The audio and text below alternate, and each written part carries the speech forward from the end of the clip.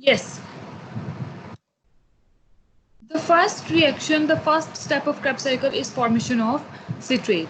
In the first reaction of the cycle, क्या है वो is basically the condensation of acetyl coenzyme A with oxaloacetate to form citrate catalyzed by citrate synthase. इस reaction में क्या किया जाता है, एसिटाइल कोएंजाइम A को oxaloacetate के साथ मिलाकर एसिटाइल कोएंजाइम A को ऑक्सैलोएसीटेट के साथ मिलाकर क्या बनाया जाता है, सिट्रेट बनाया जाता है। इस रिएक्शन को कैटालाइज करने वाला जो एंजाइम होता है वो क्या होता है, सिट्रेट सिंथेज।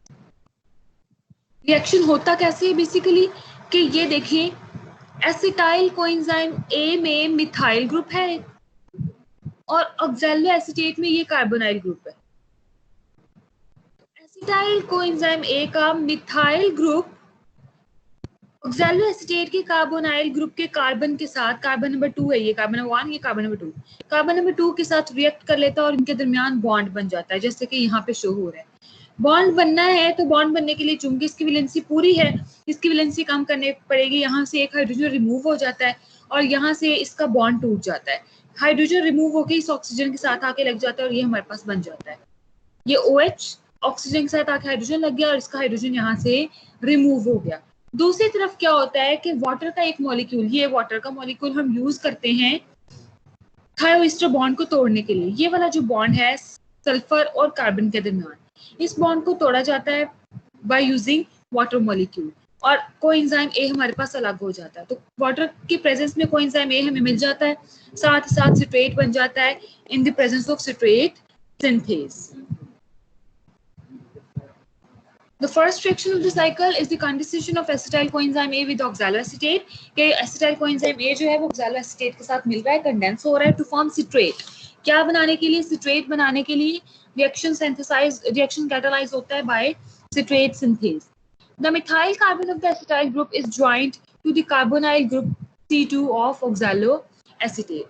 जो यहाँ पे मिथाइल कार्बन है, मैंने भी आप लोगों को बताया, ये मिथाइल कार्बन कार्बोनाइल कार्बन के कार्बन नंबर 2 के साथ, कार्बोनाइल कार्बन के कार्बन नंबर 2 के साथ रिएक्ट करता है। ये मिथाइल कार्बन कार्बोनाइल कार्बन के कार्बन नंबर 2 के साथ रिएक्ट कर लेता है तो हमारे पास सिट्रेट बन जाता है। Citral coenzyme A is a transient intermediate formed on the active site of the enzyme। जब कन्वर्जन हो रही होती है, सिट्रेट बन रहा होता है, सिट्रेट बनने के दौरान एक बहुत ट्रांजिएंट टाइम के लिए, बहुत थोड़े से वक्त के लिए एक इंटरमीडिएट प्रोड्यूस होता है, ट्रांजिएंट इंटरमीडिएट प्रोड्यूस होता है और वो इंटरमीडिएट होता है सिट्राइल कोएंजाइम A। दिस इंटरमीडिएट ये एंजाइम की एक्टिव साइट पे बाइंड रहता है अनलेस तब तक जब तक टोटल सबस्ट्रेट को प्रोडक्ट्स में कन्वर्ट नहीं कर दिया जाता, तब तक ये जो इंटरमीडिएट है वो एंजाइम के साथ बाउंड रहता है। It rapidly undergoes hydrolysis to free coenzyme A and citrate. ये फौरन से हाइड्रोलिसिस करता है सिट्राइल कोएंजाइम में, फौरन से हाइड्रोलिसिस करता है, हाइड्रोलिसिस करके साथ ही क्या होता है, कोएंजाइम A और जो सिट्रेट है वो रिलीज हो जाता है। ये रिएक्शन मैकेनिज्म। नेक्स्ट है step number 2। Step number 2 basically क्या है, is the formation of isocitrate. Citrate से हमने आइसोसिट्रेट बनाना है। पिछले स्टेप में सिट्रेट बनाया था, उस सिट्रेट से स्टेप नंबर 2 में आइसोसिट्रेट बनाना है। The enzyme एकोनिटेज catalyzes the reversible transformation of citrate to isocytrate। एकोनिटेज एक एंजाइम है जो रिवर्सिबली काम करता है, यानी कि वो सिट्रेट को आइसोसिट्रेट में भी कन्वर्ट कर सकता है और आइसोसिट्रेट को सिट्रेट में भी कन्वर्ट कर सकता है। तो ट्राइकार्बोक्सिलिक एसिड साइकिल में क्या होता है कि एक cis aconitate is produced at intermediate state. इस दौरान जो इंटरमीडिएट कंपाउंड हमारे पास बनता है वो होता है cis aconitate. Aconitase can promote the reversible addition of water to cis aconitate in 2 different ways. जब आइसोसिट्रेट बनाना है एकोनिटेज से, तो आइसोसिट्रेट बनाने के लिए क्या किया जाता है, सिट्रेट के अंदर वाटर का एक मॉलिक्यूल ऐड किया जाता है तो वो आइसोसिट्रेट बन जाता है। ठीक है। और इसी तरह जब वाटर का मॉलिक्यूल हम ऐड करते हैं तो ये दो तरह से हो सकता है, या तो ये सिस एकोनिटेट को आइसोसिट्रेट में कन्वर्ट कर देगा लीडिंग टू सिट्रेट आइसोसिट्रेट, या फिर ये उसको सिस एकोनिटेट को सिट्रेट में कन्वर्ट कर देगा। बेटा अपने माइक्स को ऑफ कर लें।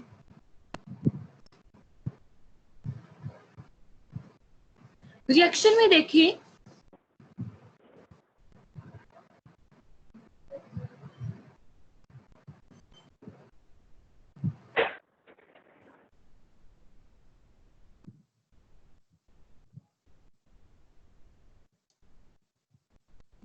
देखें कि ये है हमारे पास सिट्रेट। इस सिट्रेट से एक वाटर का मॉलिक्यूल रिमूव कर दिया जाता है एकोनिटेज की प्रेजेंस में, तो वो सिस एकोनिटेट जो एक ट्रांजिएंट इंटरमीडिएट बनता है वो बन जाता है। जैसे सिस एकोनिटेट बन गया, अब वाटर का मॉलिक्यूल वापस से ऐड करवाया जाता है। तो जो वाटर का मॉलिक्यूल हम ऐड करवा रहे हैं वो दो तरह से लीड कर सकता है। वो या तो सिस एकोनिटेट को आइसोसिट्रेट में कन्वर्ट कर देगा वाटर का मॉलिक्यूल ऐड होके, या फिर वो क्या करेगा, वाटर का मॉलिक्यूल ऐड होगा तो सिस एकोनिटेट से सिट्रेट बन जाएगा। क्योंकि सिस एकोनिटेट सिट्रेट से सिस एकोनिटेट बनने के लिए वाटर का मॉलिक्यूल रिमूव किया था, तो वापस अगर सिस एकोनिटेट से सिट्रेट बनाएंगे तो वाटर का मॉलिक्यूल ऐड कर देंगे। और इसी तरह से सिस एकोनिटेट में जब वाटर का मॉलिक्यूल ऐड करते हैं तो वो सिट्रेट भी बन सकता है और वो आइसोसिट्रेट भी बन सकता है। तो ये इसीलिए ये रिएक्शन क्या है, रिवर्सिबल है, दोनों साइड्स पर जा सकता है। नेक्स्ट स्टेप है oxidation of isocitrate. Step number 3 is the oxidation of isocitrate. In this step, oxidation of isocitrate to alpha ketoglutarate and carbon dioxide occurs.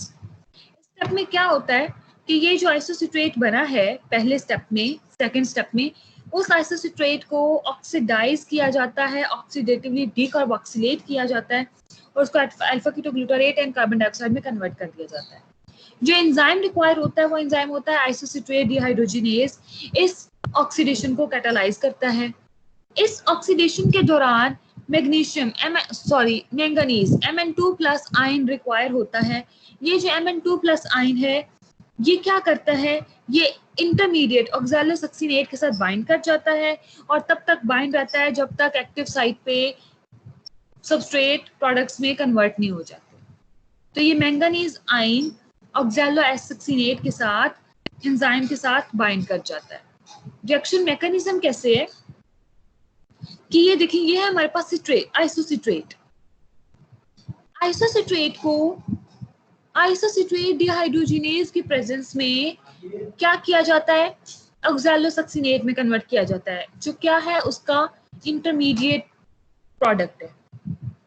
ये जो इंटरमीडिएट प्रोडक्ट बना है, इस इंटरमीडिएट प्रोडक्ट में आप देखें, गौर करें कि यहाँ पे मैंगनीज आयन जुड़ा हुआ है Mn2+। ये जो मैंगनीज आयन है, ये मैंगनीज आयन और एंजाइम आइसोसिट्रेट डिहाइड्रोजिनेज इस ऑक्सैलोसक्सिनेट के साथ जुड़े रहते हैं अनलेस तब तक जब तक कार्बन डाइऑक्साइड रिमूव नहीं हो जाता। कार्बन डाइऑक्साइड रिमूव हो जाता है, दोबारा से जो बॉन्ड्स हैं वो शफल कर जाते हैं, शफल करके अल्फा कीटोग्लूटारेट बन जाता है। जब अल्फा कीटोग्लूटारेट बन जाता है तब मैंगनीज उससे अलग होता है और एंजाइम अलग होता है। जब ये काम हो रहा होता है तो इस काम के दौरान ऑक्सैलोसक्सिनेट इंटरमीडिएट प्रोडक्ट बनने के दौरान साथ में क्या होता है, हमारे पास एक NADP के मॉलिक्यूल को रिड्यूस कर दिया जाता है और वो NADPH बन जाता है, निकोटीनामाइड एडेनिन डाई न्यूक्लियोटाइड की रिड्यूस फॉर्म बन जाती है। फोर्थ स्टेप है ऑक्सीडेशन ऑफ अल्फा कीटोग्लूटारेट। अब जो थर्ड स्टेप में हमारे पास प्रोडक्ट बना है अल्फा कीटोग्लूटारेट, उसमें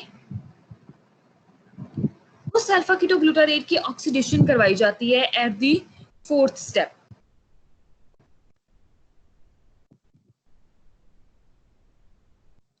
This step is another oxidative decarboxylation. Fourth step क्या है, ये एक और ऑक्सीडेटिव डीकार्बोक्सिलेशन है। जैसे पिछले रिएक्शन में हमने देखा कि carbon dioxide oxidatively carbon dioxide remove हो रही है, इसी तरह इसमें भी ऑक्सीडेटिवली कार्बन डाइऑक्साइड रिमूव करवाई जाती है और साथ ही साथ NADH वो NADH में कन्वर्ट कर दिया जाता है।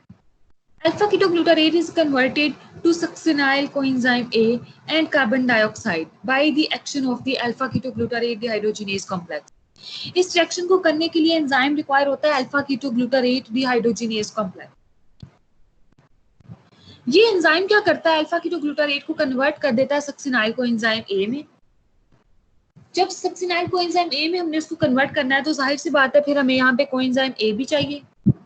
साथ ही साथ क्या होता है, कार्बन डाइऑक्साइड रिमूव की जाती है और NAD को रिड्यूस करके NADH में कन्वर्ट कर दिया जाता है। तो रिएक्शन मैकेनिज्म देखिए, ये हमारे पास अल्फा कीटोग्लूटारेट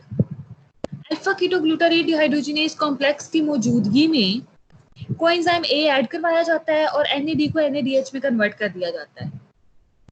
जब ये काम हो जाता है तो साथ ही साथ क्या होता है, अल्फा कीटोग्लूटारेट में कोएंजाइम ए ऐड हो जाता है, वो सक्सिनाइल कोएंजाइम ए बन जाता है और साथ में कार्बन डाइऑक्साइड रिमूव होता है। यहाँ से जहां से कार्बन डाइऑक्साइड रिमूव हुआ वहां पे आके कोएंजाइम ए लग गया तो ये किस में कन्वर्ट हो गया, सक्सिनाइल कोएंजाइम ए में कन्वर्ट हो गया। तो याद रखिए स्टेप नंबर 3 पे हमारे पास एक NADH प्रोड्यूस हुआ है, स्टेप नंबर 4 पे हमारे पास एक NADH प्रोड्यूस हुआ है। Now step number 5, the simple conversion of succinyl coenzyme A to succinate। इसमें क्या किया जाता है, सक्सिनाइल कोएंजाइम ए को सक्सिनेट में कन्वर्ट कर दिया जाता है। Succinyl coenzyme A like acetyl coenzyme A has a thioester bond. इसके पास क्या होता है, एक थायोएस्टर बॉन्ड होता है, ये वाला,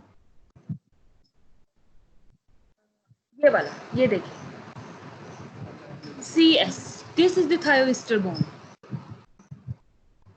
तो सक्सिनाइल कोएंजाइम ए के पास एसिटाइल कोएंजाइम ए की तरह ही थायोएस्टर बॉन्ड होता है।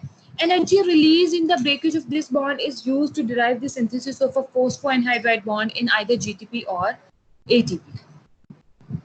ये बॉन्ड हाई एनर्जी बॉन्ड होता है। जब ये बॉन्ड तोड़ा जाता है तो सक्सिनाइल कोएंजाइम ए जब तोड़ते हैं, कोएंजाइम ए को अलग करते हैं, उस दौरान बहुत सारी एनर्जी रिलीज होती है। उस एनर्जी को या तो GTP या ATP बनाने के लिए इस्तेमाल कर लिया जाता है। ATP का हमें ऑलरेडी पता है क्या होती है, एडिनोसिन ट्राइफॉस्फेट, जबकि GTP क्या होती है, गुआनोसिन ट्राइफॉस्फेट। दोनों ही ऑलमोस्ट इक्विवेलेंट एनर्जी प्रोडक्ट्स हैं, तकरीबन एक की जितनी इनमें एनर्जी होती है, तो बहुत ज्यादा एनर्जी के मॉलिक्यूल हैं ये। सक्सिनेट इस नतीजे में बन जाता है और साथ ही साथ क्या होता है, जो इसमें एंजाइम इन्वॉल्व होता है उस एंजाइम को कहते हैं सक्सिनाइल कोएंजाइम ए सिंथेटेज और सक्सिनिक थायोकाइनेज। तो इस एंजाइम को हम सक्सिनाइल कोएंजाइम ए सिंथेटेज भी कह सकते हैं, सक्सिनिक थायोकाइनेज भी कह सकते हैं। रिएक्शन कैसे होता है कि ये हमारे पास सक्सिनाइल कोएंजाइम ए, ये उसका थायोएस्टर ग्रुप है, ये थायोएस्टर ग्रुप टूटता है तो इनऑर्गेनिक फॉस्फेट GDP के साथ जोड़ दिया जाता है और GTP हमारे पास बन जाती है, जो हमारे पास एक एनर्जी मॉलिक्यूल है। साथ ही साथ ये टूटता है तो ये अलग हो जाता है, तो हमारे पास कोएंजाइम ए अलग हो गया और पीछे बचा अकेला सक्सिनाइल ग्रुप। ये सक्सिनाइल ग्रुप जो है सक्सिनेट में कन्वर्ट कर दिया जाता है। कैसे कन्वर्ट किया जाता है कि यहाँ पे एडिशन करवा दी जाती है एक और मजीद इस कार्बन के साथ ऑक्सीजन, तो हमारे पास वो क्या बन जाता है, सक्सिनेट बन जाता है। मैम जी मैम, आप साथ साथ एरो भी मूव कर रही हैं? जी मैं साथ साथ एरो भी मूव कर रही हूँ। मैम मुझे शो नहीं हो रहा, ऐसे मुझे समझ में थोड़ी देर लग रही है, एरो मुझे शो नहीं हो रहा। एरो क्यों नहीं शो हो रहा आपको, स्लाइड शो हो रही है? Yes ma'am.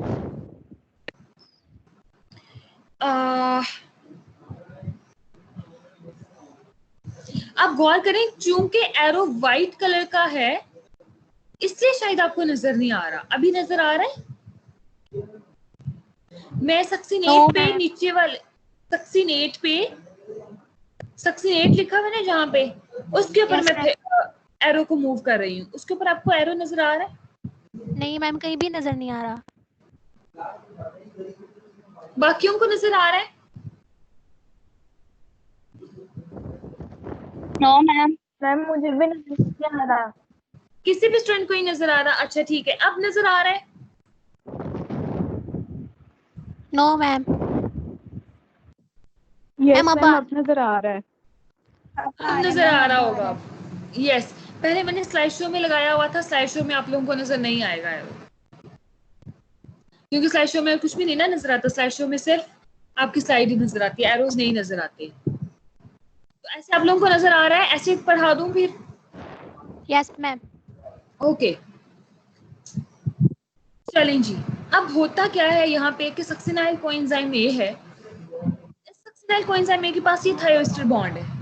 थायोएस्टर बॉन्ड जो हाई एनर्जी बॉन्ड होता है, जब ये टूटता है तो बहुत ज्यादा एनर्जी रिलीज होती है। वो एनर्जी हम यूज कर लेते हैं जीडीपी को जीटीपी में कन्वर्ट करने के लिए, यानी कि गुआनोसिन ट्राइफॉस्फेट बनाने के लिए।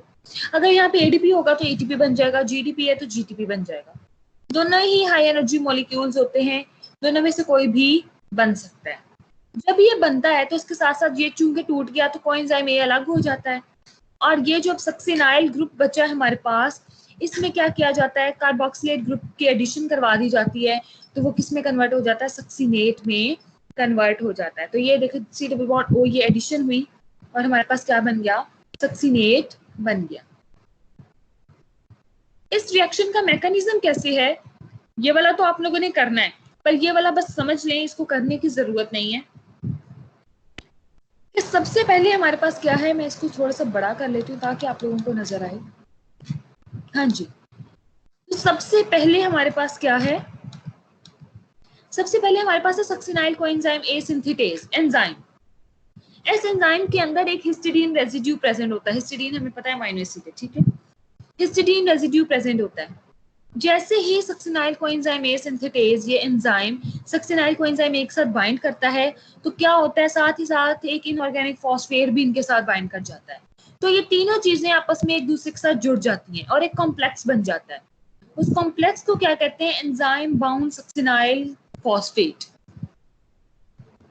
Enzyme bound succinyl phosphate. जब इनऑर्गेनिक फॉस्फेट की एडिशन हो रही होती है कॉम्प्लेक्स बनाने के लिए, तब क्या होता है, ये वाला जो कोएंजाइम ए है ये रिमूव हो जाता है।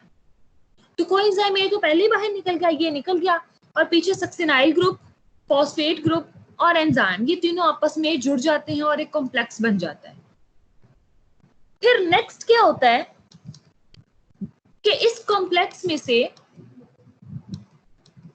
सक्सिनेट ग्रुप रिमूव कर दिया जाता है, सक्सिनेट ग्रुप बाहर निकाल दिया जाता है, पीछे बच जाता है एंजाइम और inorganic phosphate. Inorganic phosphate succinyl group से उतर के एंजाइम के साथ लग जाता है, तो हमारे पास एंजाइम और इनऑर्गेनिक फॉस्फेट आ जाता है, जबकि सक्सिनेट ग्रुप बाहर निकल जाता है, जो हमारा प्रोडक्ट होता है। अब इसके बाद जो एंजाइम के पास इनऑर्गेनिक फॉस्फेट मौजूद है, ये इनऑर्गेनिक फॉस्फेट एंजाइम क्या करता है, जीडीपी को ट्रांसफर कर देता है, तो वो जीटीपी बन जाता है और एंजाइम हमारे पास वापस दोबारा से मिल जाता है, जो वापस क्या करता है, दोबारा ऊपर जाके रिएक्शन, अगले रिएक्शन को शुरू करवा देता है। ये यहाँ पर ऊपर आकर ये दोबारा से रिएक्शन स्टार्ट करवा लेता है। Next is sixth step. Sixth step is the oxidation of succinate to fumarate. Sixth step में क्या किया जाता है, ऑक्सीडेशन की जाती है सक्सिनेट की इनटू फ्यूमरेट। जो हमारे पास फिफ्थ स्टेप में प्रोडक्ट बना है सक्सिनेट, उसको फ्यूमरेट में बदला जाता है बाय ऑक्सीडेशन। सक्सिनाइल को एंजाइम ए को ऑक्सीडाइज करने के लिए, सक्सिनेट को ऑक्सीडाइज करने के लिए फ्यूमरेट में एक प्रोटीन यूज होती है, एक एंजाइम यूज होता है, वो क्या होता है, सक्सिनेट डिहाइड्रोजिनेज।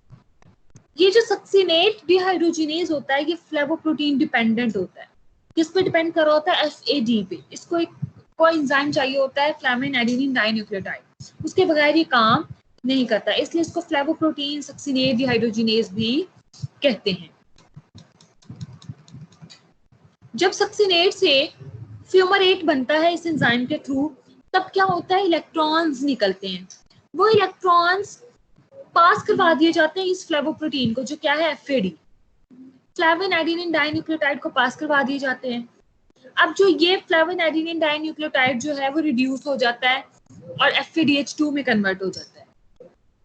ये FADH2 जो है, इसको इलेक्ट्रॉन ट्रांसपोर्ट चेन में से गुजारने से पहले एक आयरन सल्फर सेंटर होता है, उसके ऊपर से गुजारा जाता है। उसके ऊपर से गुजारने के बाद इसको माइटोकॉन्ड्रियल इलेक्ट्रॉन ट्रांसपोर्ट चेन के ऊपर से गुजारा जाता है, जिसके नतीजे में क्या करता है, इसके पास जो 2 इलेक्ट्रॉन्स आए हुए थे, उन 2 इलेक्ट्रॉन्स को ये ऑक्सीजन को दे देता है और साथ ही साथ क्या करता है, एनर्जी रिलीज करता है। उस एनर्जी को ATP बनाने के लिए इस्तेमाल कर लिया जाता है। तो एक FADH2 के मॉलिक्यूल से हमारे पास 1.5 ATP मॉलिक्यूल्स प्रोड्यूस होते हैं। अब इसको रीड कर लेते हैं। The succinate formed from succinyl coenzyme A is oxidized to fumarate by flavoprotein succinate dehydrogenase. Electrons pass from succinate through the FAD and iron sulfur centers before entering the chain of electron carriers in the mitochondrial inner membrane.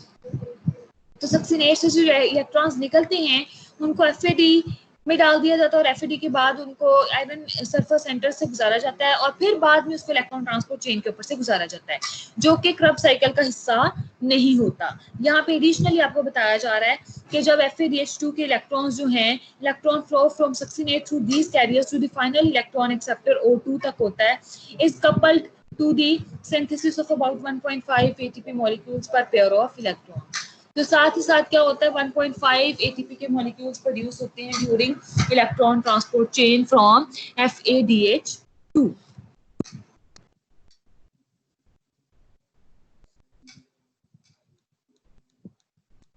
Next is the reaction. Succinate है, simply उसको succinate dehydrogenase की presence में fumarate में convert किया जा रहा है। साथ ही फ्लेविन एडेनिन डाइन्यूक्लियोटाइड जो इसको रिड्यूस कर देते हैं और वो FADH2 में कन्वर्ट हो जाता है। अब आप देख सकते हैं कि जो फ्यूमरेट है, फ्यूमरेट में जो कार्बोक्सिल ग्रुप्स हैं, ये कार्बोक्सिल ग्रुप और ये कार्बोक्सिल ग्रुप, ये ट्रांस पोजिशन पे है, सिस पोजिशन पे नहीं है। सिस पोजिशन का मतलब होता है कि ये वाला कार्बोक्सिलिक ग्रुप और ये वाला कार्बोक्सिलिक ग्रुप दोनों एक ही साइड पर होते हैं, पर अभी ये क्या है ट्रांस पोजिशन में। इसकी पोजिशन बहुत इंपॉर्टेंट है, ये अगले स्टेप में काम आएगी। साथ में ये दूसरी डायग्राम आपको शो की है। दूसरी डायग्राम में क्या आप दिखा रहे हैं कि जो मेलोनेट है और सक्सिनेट, मेलोनेट और सक्सिनेट का स्ट्रक्चर कितना रिजेंबलिंग है, दोनों के स्ट्रक्चर एक दूसरे के साथ बहुत ज्यादा सिमिलर हैं। सिर्फ एक मिथिलीन ग्रुप का डिफरेंस है कि इसमें एक मिथिलीन ग्रुप कम है मेलोनेट में, जबकि सक्सिनेट में एक मिथिलीन ग्रुप ज्यादा है। तो क्या होता है कि मेलोनेट भी सक्सिनेट डिहाइड्रोजिनेज एंजाइम के साथ बाइंड कर सकता है। जब ये मेलोनेट सक्सिनेट डिहाइड्रोजिनेज के साथ बाइंड कर जाता है तो क्या होता है, सक्सिनेट डिहाइड्रोजिनेज चूंकि उसका असल सबस्ट्रेट नहीं था मेलोनेट, इसलिए क्या होता है सक्सिनेट डिहाइड्रोजिनेज इनहिबिट हो जाता है, अपनी वर्किंग को स्टॉप कर देता है। जब तक उसके साथ सक्सिनेट बाइंड नहीं करेगा तब तक सक्सिनेट डिहाइड्रोजिनेज उसको फ्यूमरेट में कन्वर्ट नहीं करता। Next is step number 7। Step number 7 में क्या होता है कि जो हमारे पास फ्यूमरेट बना है उसकी हाइड्रेशन करवा दी जाती है और हाइड्रेशन करके उसको मेलेट में कन्वर्ट किया जाता है, नॉट मेलोनेट, मेलेट में कन्वर्ट कर दिया जाता है। The reversible hydration of fumarate to L-malate is catalyzed by fumarase, stereospecific. Fumarase जो है वो एक एंजाइम है जो स्टीरोस्पेसिफिक होता है, यानी कि वो स्पेसिफिक आइसोमर के साथ बाइंड करता है, दूसरे आइसोमर के साथ बाइंड नहीं कर सकता। It catalyzes hydration of the trans double bond of fumarate but not the cis double bond of maleate। तो ये क्या करता है, ये फ्यूमरेज एंजाइम सिर्फ फ्यूमरेट को ही मेलेट में कन्वर्ट कर सकता है, जबकि सिस डबल बॉन्ड मेलिएट में उसको मेलेट में कन्वर्ट नहीं कर सकता। यहाँ पर देखिए ये ट्रांस है, C double bond O carboxyl group trans position पे है और यहाँ पर कार्बोक्सिल ग्रुप सिस पोजीशन पे है, इसलिए मेलिएट को मेलेट में कन्वर्ट नहीं कर सकते बल्कि फ्यूमरेट को ही मेलेट में कन्वर्ट किया जाता है, क्योंकि फ्यूमरेज एंजाइम जो है वो स्टीरोस्पेसिफिक है, वो सिर्फ ट्रांस वाले डबल बॉन्ड की हाइड्रेशन करता है, सिस वाले डबल बॉन्ड की हाइड्रेशन नहीं करता। The transition state in this reaction is a कार्बेनाइन। इस रिएक्शन के दौरान जब फ्यूमरेट को मेलेट में कन्वर्ट करते हैं तो एक कार्बेनाइन बनता है। कार्बेनाइन किसको कहते हैं, ऐसा मॉलिक्यूल जिसमें कार्बन के ऊपर नेगेटिव चार्ज हो। तो यहाँ पे आप लोगों को ये नजर आ रहा है, ये देखिए कार्बन के ऊपर नेगेटिव चार्ज, ये है इसका कार्बेनाइन, जो इसकी क्या है transition state intermediate product. Fumarate को फ्यूमरेज की मौजूदगी में हाइड्रोक्सिल ग्रुप ऐड किया जाता है, हाइड्रोक्सिल ग्रुप ऐड करते हैं तो कार्बेनाइन एक ट्रांजिएट इंटरमीडिएट प्रोडक्ट बन जाता है। फिर दोबारा से फ्यूमरेज एंजाइम उसमें प्रोटॉन ऐड करता है, तो पहले हाइड्रोक्सिल ग्रुप ऐड हो गया, फिर प्रोटॉन ऐड हो गया, वाटर का मॉलिक्यूल बन गया, यानी कि हाइड्रेशन होगी। प्रोटॉन ऐड किया जाता है और वो किसमें कन्वर्ट हो जाता है, L-malate में कन्वर्ट हो जाता है। Next is step number 8। Step number 8 में क्या करते हैं, आखिरी स्टेप है जिसमें हम ऑक्सीडेशन करते हैं मेलेट के into oxalo acetate. Oxalo acetate क्या है, हमें ऑलरेडी पता है कि जब हमने फर्स्ट रिएक्शन किया था क्रेब्स साइकिल का, तो उसमें एसिटाइल कोएंजाइम ए के साथ हमने ऑक्सैलो एसीटेट को मिलाया था, फिर हमारे पास सिट्रेट बना था।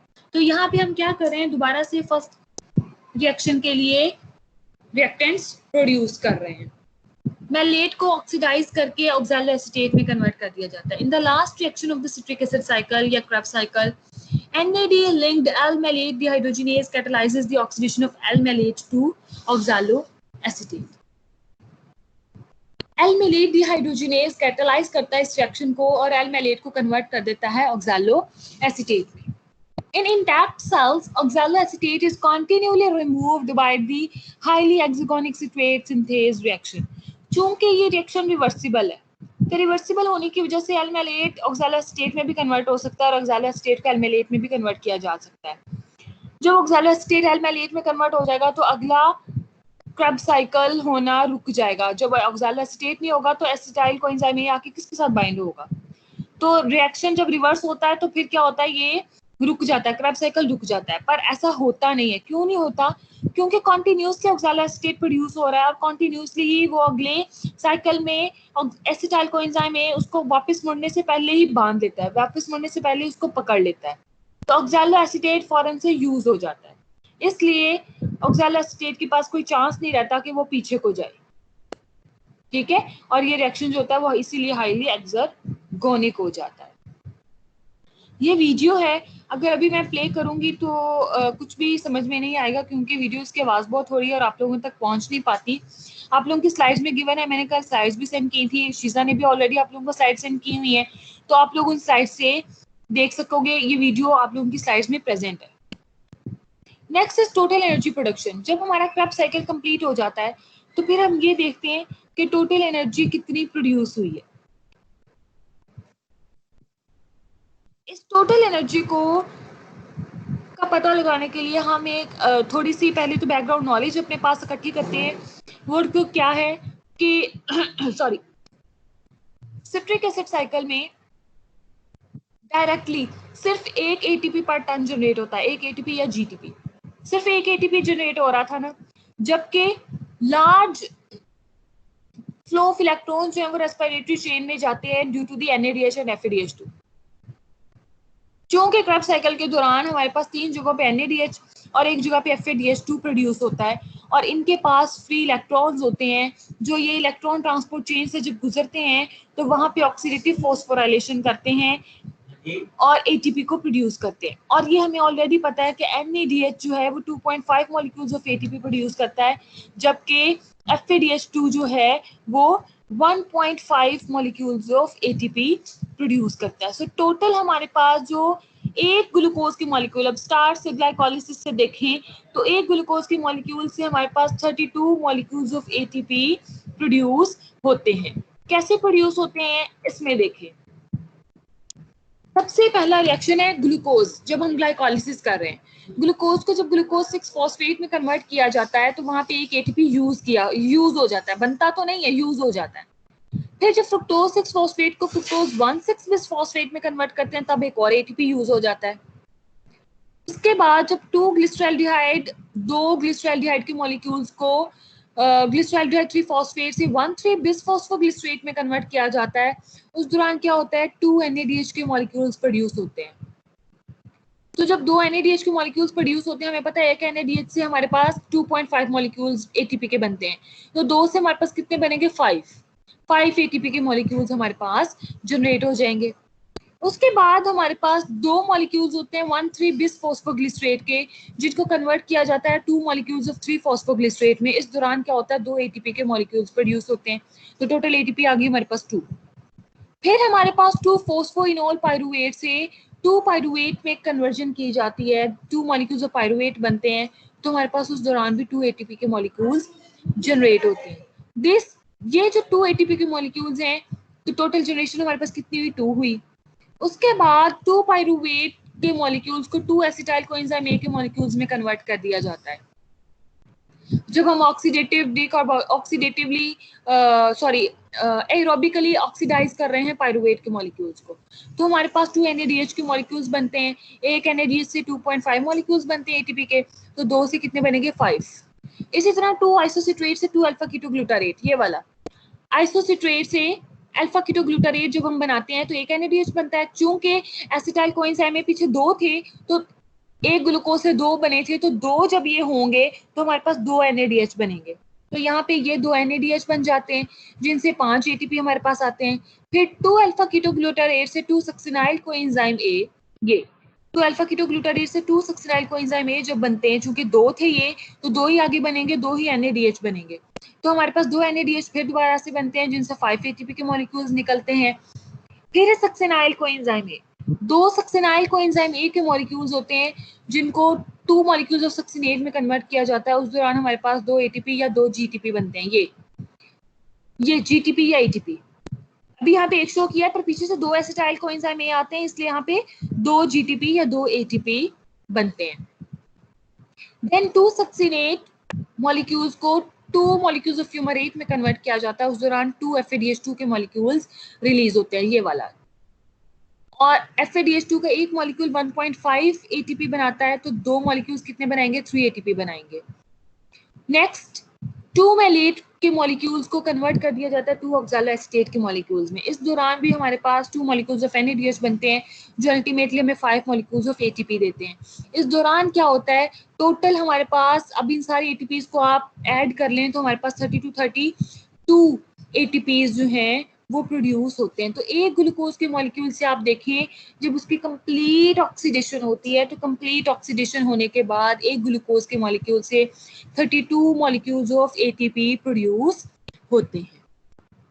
क्लियर?